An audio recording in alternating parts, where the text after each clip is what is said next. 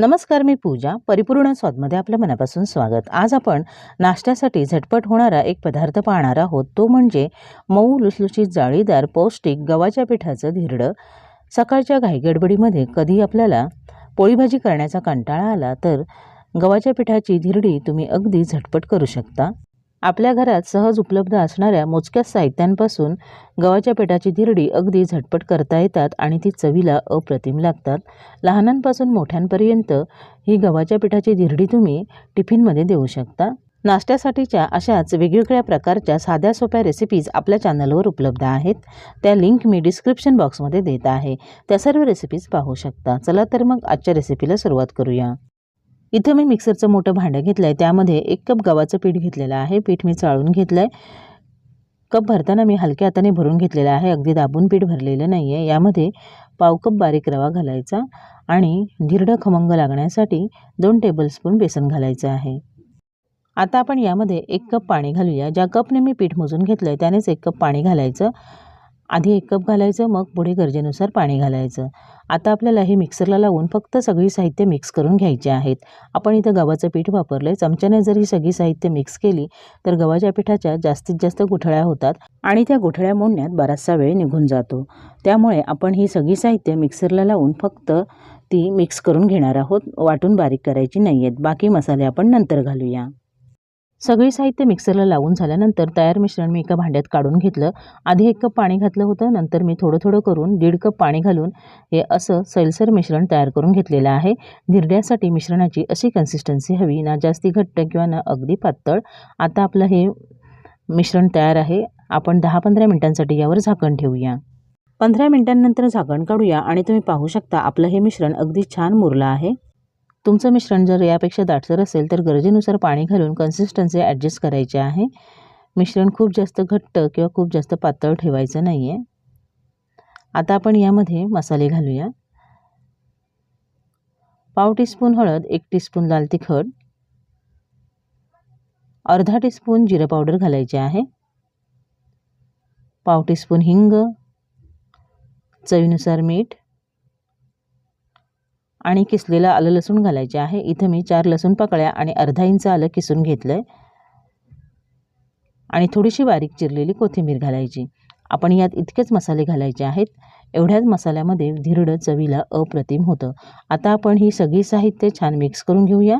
यात गुठळ्या राहणार नाहीत अशा पद्धतीने मिक्स करून घ्यायचे आहेत.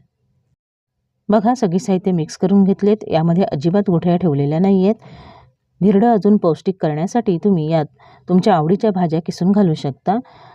धिरडं तव्यावर घालताना असं पेल्याने किंवा वाटीने घालायचं. बघा, आणि अशी कन्सिस्टन्सी ठेवलेली आहे. एक धिरडं तव्यावर घालायचं. जर वाटत असेल जाडसर झालंय तर गरजेनुसार पाणी घालून मिश्रण थोडंसं सैलसर करून घ्यायचं आहे. धिरडी करण्यासाठी इथे मी गॅसवर पॅन चांगला गरम करून घेतला आहे. आता आपण याला तेल लावून घ्यायचं आहे. पॅन कडकडीत गरम करून घ्यायचा आणि मग गॅसची फ्लेम लो टू मिडियम करायची आहे. धिरड्याचं तयार मिश्रण तळापासून ढवळून घ्यायचं आणि अशा पद्धतीने पॅनमध्ये घालायचं. तुम्ही पॅन घ्या किंवा नॉनस्टिकचा तवा घेतला तरीही चालेल. गॅसची फ्लेम लोपेक्षा किंचित मोठी ठेवायची आणि यावर 25 ते 30 सेकंदांसाठी झाकण ठेवायचं. 25 ते 30 सेकंदांनी झाकण काढायचं. बघा, आपलं धिरडं वरून छान कोरडं झालं आहे. यावर झाकण घातल्यामुळे वरून त्याला अजिबात चिरा पडलेल्या नाही आहेत आणि धिरड्याला बघा जाळी देखील सुंदर पडलेली आहे.